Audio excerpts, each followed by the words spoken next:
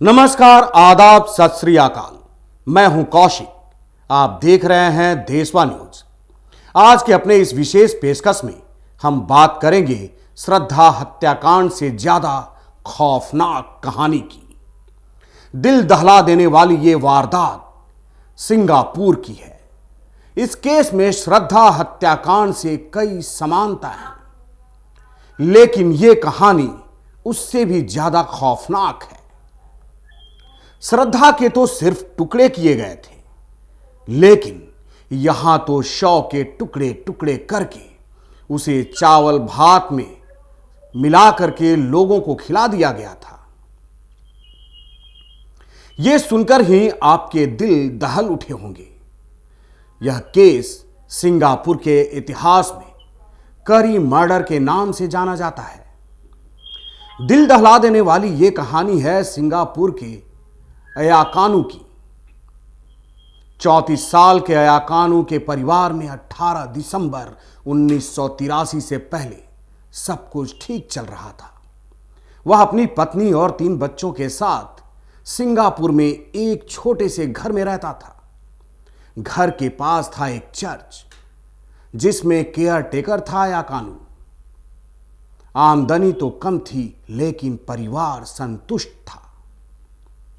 साल 1983 में 18 दिसंबर की तारीख को अयाकानू की पत्नी नगराता ने पुलिस स्टेशन जाकर बताया कि उसका पति 6 दिनों से गायब है। उसने बताया कि अयाकानू कसीनो खेलने की बात कहकर निकला था। उसने कहा था कि 2-3 दिनों में लौट आएगा। पुलिस ने रिपोर्ट दर्ज करके जांच शुरू कर दी, लेकिन फिर केस ठंडा पड़ गया। नगराता ने भी थाने जाकर पूछताछ बंद कर दिया।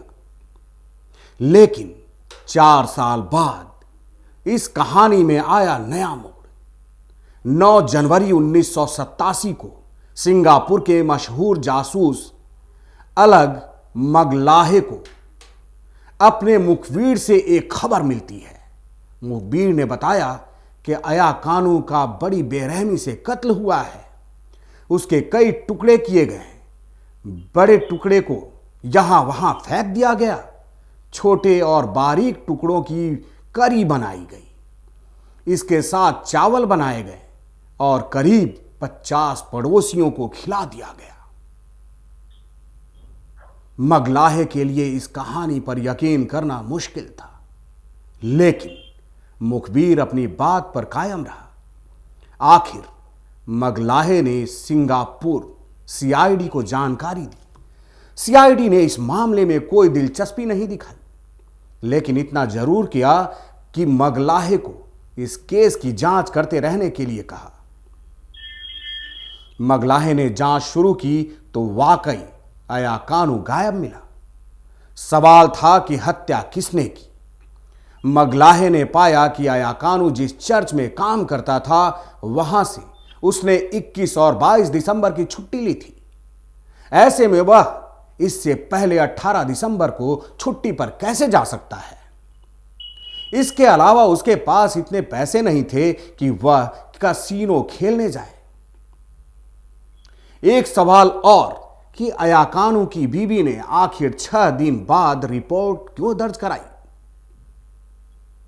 मगलाहे ने जानकारी जुटाई कि अयाकानू के 3 साले और उनकी बीबियां भी हैं। एक साला सिंगापुर सरकार में अफसर है, जो सुनसान जगह पर एक सरकारी बंगले में रहता है। इतनी जानकारी मिलने के बाद पुलिस ने शक के आधार पर 8 लोगों को गिरफ्तार किया। इसमें अयाकानू की पत्नी नगराता, उसके 3 भाई, 3 भाभियां और उसकी मां शामिल थी। एक भाई ने पुलिस के सामने कबूल किया कि उन्होंने ही अयाकानू की हत्या की है। अयाकानू शराब पीकर अपनी पत्नी नगराता को मारता था। नगराता के भाइयों को यह बर्दाश्त नहीं हुआ। एक दिन अफसर भाई ने अयाकानू को अपने बंगले पर बुलाया और फिर उसके टुकड़े टुकड़े कर दिया गया। करी बनाई और पड़ोसियों को खिला दिया गया। जनवरी 1987 में पहली बार 8 आरोपियों को कोर्ट में पेश किया गया, लेकिन अभी तक पुलिस के पास सिर्फ कहानी ही थी, सबूत नहीं। पुलिस ने इस मामले में आगे जांच के लिए और वक्त मांगा।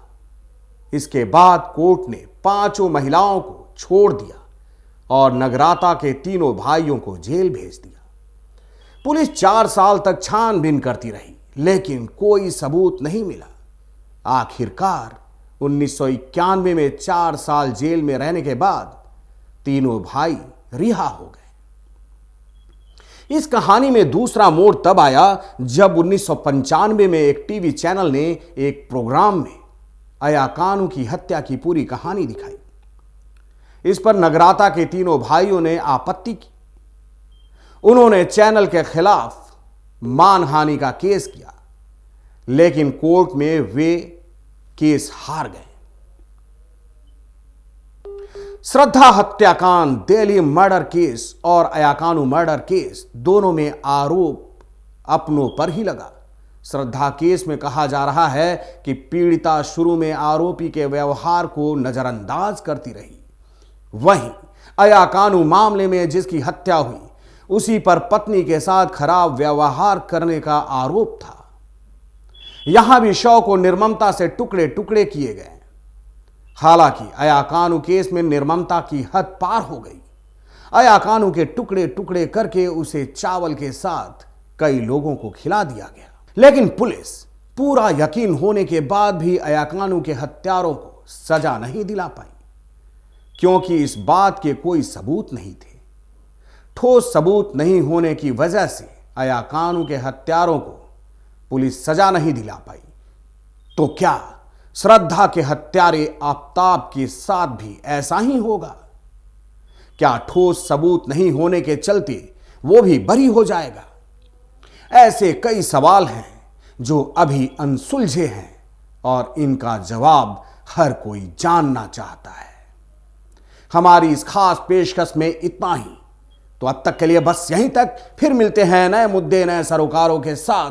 तब तक देशवा न्यूज देखते रहिए। देशवा न्यूज को अगर आपने अब तक सब्सक्राइब नहीं किया है तो जल्द से जल्द सब्सक्राइब कीजिए, लाइक कीजिए, बेल आइकन दबाना नहीं भूलिए। साथ ही कमेंट बॉक्स में अपना सुझाव भी देते रहिए। धन्यवाद। सिर्फ खबर दिखाना देशवा न्यूज का मकसद नहीं।